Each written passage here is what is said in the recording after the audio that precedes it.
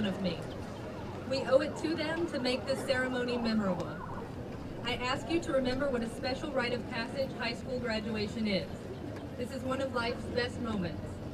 In the interest of maintaining the dignity of the event and out of respect for every student's family to be able to hear their graduate's name called, we ask that there be no yelling, whistling, or cheering during the ceremony.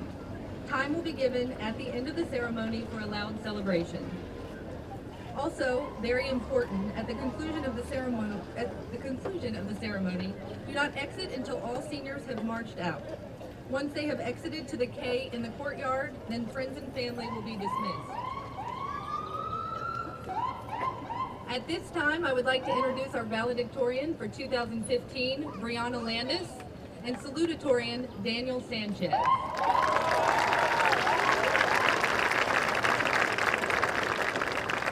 These outstanding students have demonstrated a strong dedication to both academics and extracurricular activities.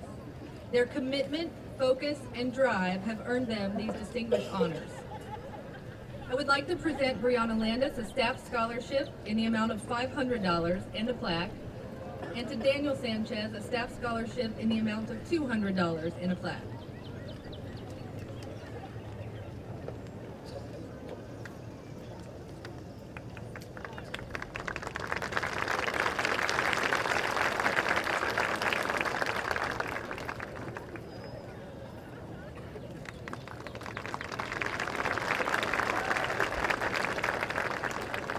Congratulations to both of them.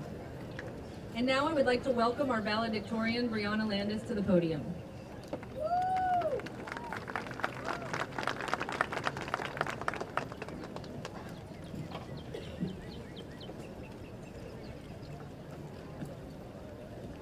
Good morning, distinguished guests, family, friends, faculty, and the class of 2015.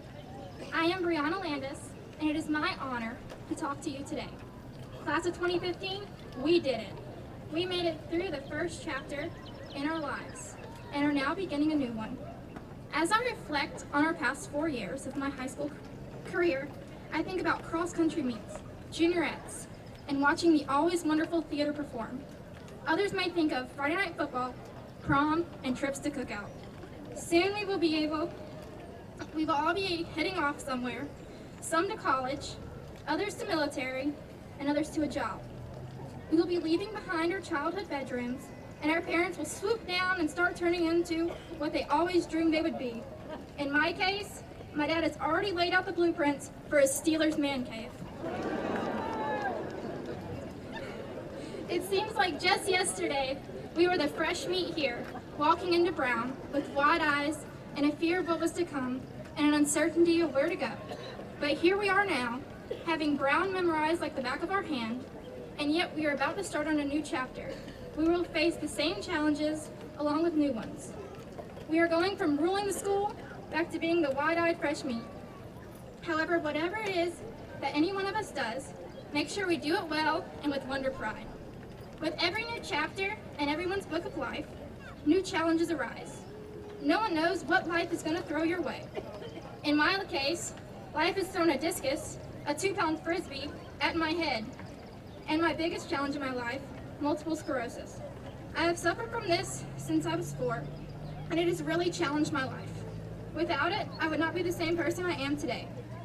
Fortunately, many of you have not had a major curveball thrown at your life yet, but someday it'll hit you when it's least expected. These curveballs, whatever they may be, will throw your life into a crazy turn of events, crazier than if the floor would have fallen at prom. However, all of us will be able to use these experiences to help us better us in some way. Like the wonderful poet Kelly Clarkson once said, "What doesn't kill us makes us stronger." For example, picture this. A woman sits in a coffee shop. She writes furiously while the baby she has in the stroller next to her is asleep. As she gets caught up in her writing, her coffee begins to get cold, and the owner comes and asks her to leave. This single mom living on welfare did not let anything deter her, not even a grouchy coffee shop owner. Her first book was a New York Times bestseller, as was every book after that. You may have heard her, the world-renowned J.K. Rowling. She was living on barely anything, had a small baby, and yet was still able to write a New York Times bestseller. If J.K. Rowling could write the Harry Potter books while living on welfare and having a small child, then what's stopping you?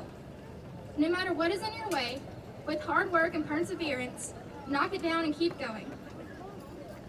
Class of 2015, I have a challenge for you.